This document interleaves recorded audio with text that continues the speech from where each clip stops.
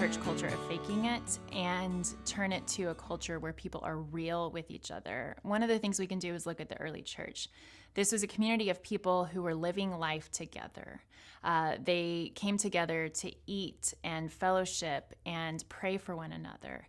And when you read the pastoral epistles, you see over and over again calls for unity and prayer and sharing, having all things in common and sharing together.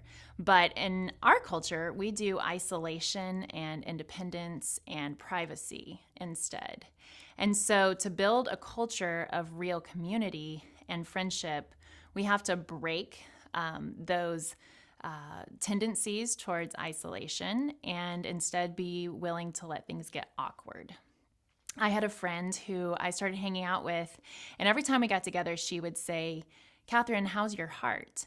And at first, this was just kind of awkward for me. I thought it was a weird question, and I couldn't think of anything that was really going on, so I would just kind of mumble something.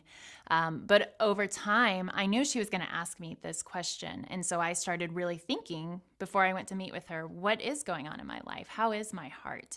And that kind of self-examination freed me to be open with her and to be open with the Lord about what was going on. And it created this unity in our relationship. But in order to do that in our churches, it requires that someone's going to have to be the person to go first, to be willing to be met with silent stares and awkwardness, but to have the courage to be that person. And if we are committed to doing it, to building confession and prayer for one another into our community, then it can have a radical change in the way that we view each other and our mission as the church.